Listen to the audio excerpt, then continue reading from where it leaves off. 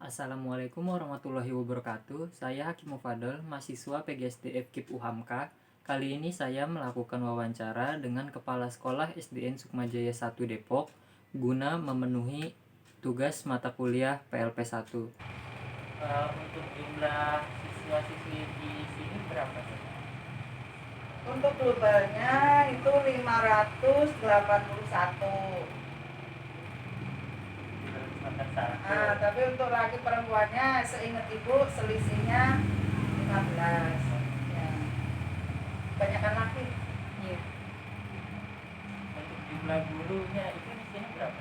Guru kurang lebih 22, tapi kebanyakan honor. Yang negeri kurang lebih 7. 7 udah termasuk KS. Ke-1 jangan lupa.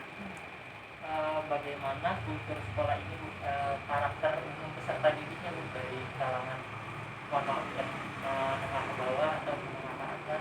Kalau untuk karakter dari segi ekonomi itu menengah ke bawah. Ya. Bagaimana struktur organisasi dan tata kerja di sekolah ini? Untuk guru ya? Iya. Untuk guru, ibu membuat struktur itu disesuaikan dengan karakter, juga kemampuan siswa, guru, dan juga kompetensinya. Karena ya Mutira ya. Berarti ditempatkan sesuai dengan ya, kompetensi dan juga kalau untuk lulusan kayaknya sih nomor 2 bagi ibu. Misalnya ibu ini S2, tapi mungkin lebih cocok kemana gitu. Ibu harus memahami dari segala keseluruhan, tidak hanya dari segi akademiknya aja.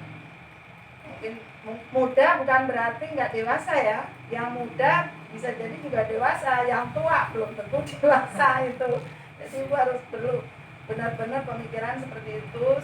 Mudah-mudahan pas di dalam penempatan dalam posisi atau pemetakan dalam struktur organigram. Untuk organisasi itu sendiri, struktur organisasinya sudah ada struktur yang bisa dilihat atau tidak? Ada. Biasanya ada di ini nih, kurikulum. Kecutiran nanti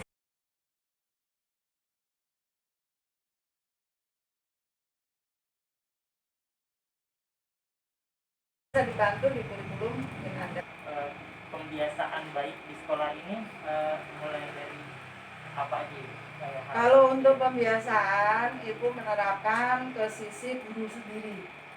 Karena guru itu kan dipuji dan ditiru, harus mempunyai sifat keteladanan kepada anak murid. Jadi perlu keseimbangan dari guru sendiri, ibu bekalin. Setelah guru, barulah ke murid. Dari murid ke lingkungan gitu, ke wali murid. Tapi ibu lebih menekankan atau mengedepankan nilai-nilai moral. Jadi tidak hanya teoritis, tapi praktek. Kalau kita mau ngasih tahu anak, kita sendiri dulu. Jangan sampai nanti kita istilahnya digugat sama anak, ibu aja. Kamu jangan ngerokok itu begini begitu. Pak guru sendiri ngerokok. Mungkin di sini yang agak susah itu. 3S ya, Bu? Motornya naik ojek, udah pada lari. Salam sapa senyum. 3S, kalau bisa 5S. Salam. Kalau saya senyum dulu. Senyum dulu.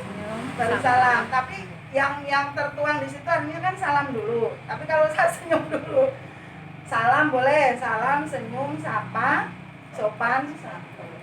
Ya, itu sopan santun juga kadang-kadang tertinggal. Jadi 5S. Ya. Bu, ini masa pandemi juga pembiasaan. Itu yang berikutnya. Berarti di sekolah ini udah menerapkan kebiasaan cuci tangan. Udah. Apalagi dengan adanya ini, Mas. Sekolahan ini kan ibu datang langsung suruh lomba kantin sehat. Nah, di situ kepedulian para dokter itu ini sering pada kesini. Dokter, puskesmas, tenaga medis, bahkan dokter yang masih praktek itu pada kesini ngasih masukan. Ini loh Bu, anak cuci tangannya begini. Masa COVID ini, tapi memang anak-anak COVID terus langsung belajar di rumah ya Bu, yang BDR. Tapi paling tidak ibu udah nyiapin segala sesuatu yang diperlukan untuk protokol kesehatan, sampai masker, disinfektan ya Bu ya, Disinfektan. siap, sampai juga hand sanitizer. Hanya penambahan untuk alat cuci tangan, wastafel memang belum, karena itu udah ada berapa biji. Ya nanti kelanjutan untuk kepala sekolah berikutnya mungkin perlu ditambah. Sudah lama karena kita sering disuruh lomba Mas dalam bidang UKS juga. Jadi sebelum ada COVID itu penanaman kesehatan sudah.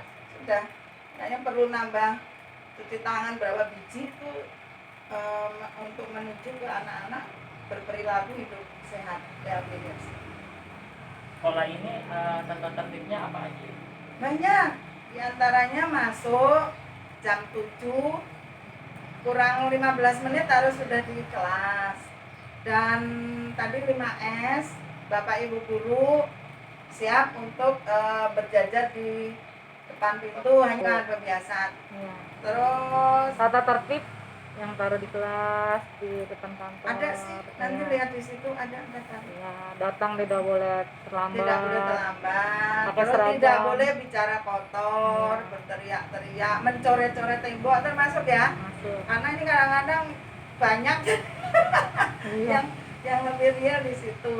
Tidak boleh menghambur-hamburkan, tapi ada nggak tertulis sih, ada aturan yang tidak tertulis. Pokoknya yang jelas datang jam 7 kurang 15 menit, pulang jam 12, ini diantaranya nggak boleh terlambat. Terus menerapkan 3S minimal. Ya. Tapi kan kemarin udah 5S, Iya. pokoknya tertulis kok nggak tuh 5S. Terus kalau tidak masuk harus izin ya, termasuk tata tertib, pakai seragam, mematuhi aturan sekolah, pakai seragam yang sudah ditentukan di sekolah. Apalagi ya Bu, banyak kok ya tuh, Iya. 12 ada kok. Pokoknya ada di ruang kelas, ada aturan tata tertibnya dipasang. Nanti tak cara lagi di sini ada nggak? Terus Berarti ya sudah ada tata tertib udah tertulis pasti itu sebagai acuan, termasuk pengantar penjemput tuh sebetulnya Nggak boleh masuk. nggak boleh masuk, tapi ibu ini orangnya bijak.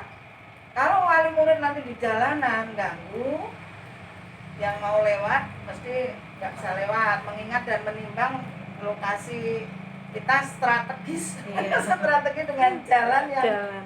memang hanya segitu-gitunya, kendaraan, volume kendaraan tambah banyak ya. Apakah semua tata tertib di sekolah ini bersifat tegas? Ada yang lemah, jadi itu kembali ke guru. Kalau si guru sendiri lupa ya udah. Contohnya apa tuh? Ya misalnya terlambat, anak terlambat, nah gurunya juga terlambat. Nah, Terus ya, hambatan dalam menangani tata tertib ini, misalnya ada hambatan ke sebetulnya terletak ke guru. Diri punya tipe males. Jadi tidak ada rasa panggilan bahwa dia jadi guru itu sebagai panggilan. Di sini ada dua golongan guru. Guru yang memang mengajar untuk mencari pekerjaan. Tapi ada guru yang memang panggilan jiwa, beda itu. Kalau guru yang panggilan jiwa, apapun keadaannya, situasi seperti apapun, dia akan selalu rindu dengan anak muridnya. Nah ibu mengalami ya, rindu dengan anak-anaknya. Kalau saya nggak masuk, anakku siapa yang ngajar? Itu panggilan jiwa. Tapi ada yang guru yang memang besok hari kecepit, Sabtu, padahal nggak libur, saya pulang kampung. Nah itu kan, ya itu hambatan yang paling dominan kalau menurut ibu ada di guru. Kalau guru itu sendiri sudah disukai nama murid, murid akan rindu gitu loh. Terus guru sendiri juga akan rindu dengan muridnya. Nah di sini seandainya terjalin dengan metode kasih sayang, itu sekolah akan sedikit sekali hambatan untuk pelanggaran tata tertib. Guru rindu dengan murid, murid rindu dengan gurunya. Dalam artian sekolah ya, rindu dengan sekolah, rindu sebetulnya gurunya yang dirindukan. Kalau dari situ terjalin, insya Allah sih tata tertib tadi nggak akan banyak terabaikan. ini kegiatan-kegiatan seremonial formalnya seperti contohnya upacara rutin atau rapat rutin dulu. Kalau untuk itu sih kita udah rutin. Kalau untuk rapat memang tergantung dengan situasi dan keadaan. Ada yang urgent harus segera sampaikan. Kadang-kadang kita nggak harus rapat tapi melalui briefing. Jadi kondisional ya Bu ya, Iya. atau situasional. Ngelihat keadaan. Tapi kalau rapat kita sering. Peringatan agama. Agama memang ada hal-hal yang memang belum kita lakukan tapi digabung seperti Maulid waktu itu kita gabung dengan waktu itu kenaikan apa ya. Jadi memang untuk efisien waktu dan juga dana. Tapi kadang-kadang Ibu gabungkan. Kalau kegiatan seremonial upacara itu setiap hari Senin. Ya, Senin dan hari-hari besar. Untuk penurunan bendera ada? Penurunan enggak? Enggak. Penaikan aja. Penaikan. Kegiatan-kegiatan rutin berupa kurikuler dan ekstrakurikuler di sekolah ini ada apa? Ada. Kalau ekstrakurikuler memang yang Ibu mimpikan belum semuanya terwujud. Yang pramuka mah wajib ya. Kalau untuk pramuka itu wajib, harus, walaupun dengan cara ya misalnya program ini belum bisa dilaksanakan, program yang lain enggak.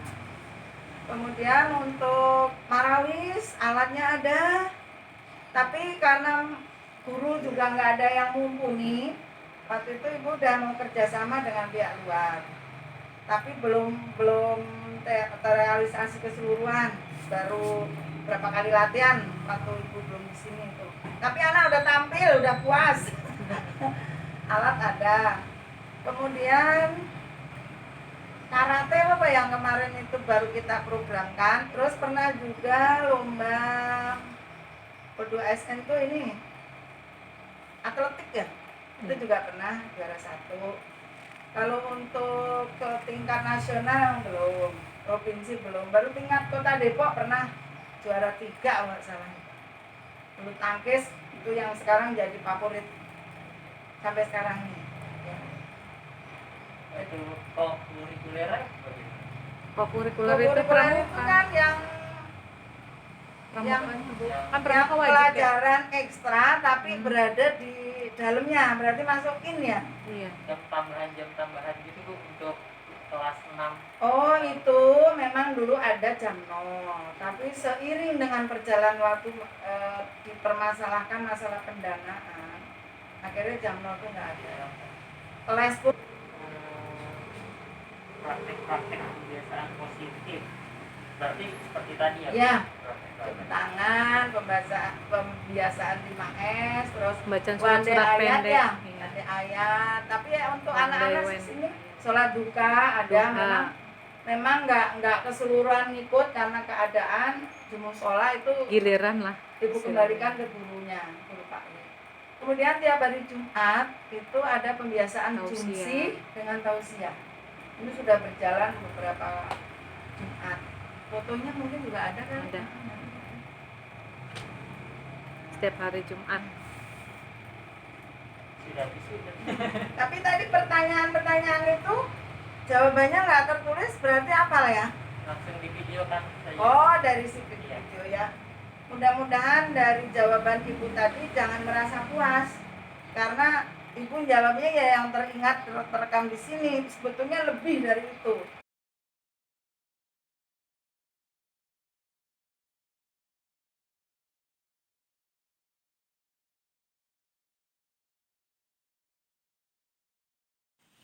Demikianlah video wawancara saya dengan Kepala SDN Sukmajaya 1. Kurang lebihnya mohon maaf apabila banyak salah-salah kata. Akhirul kalam. Wabillahi taufik wal hidayah. Wassalamualaikum warahmatullahi wabarakatuh.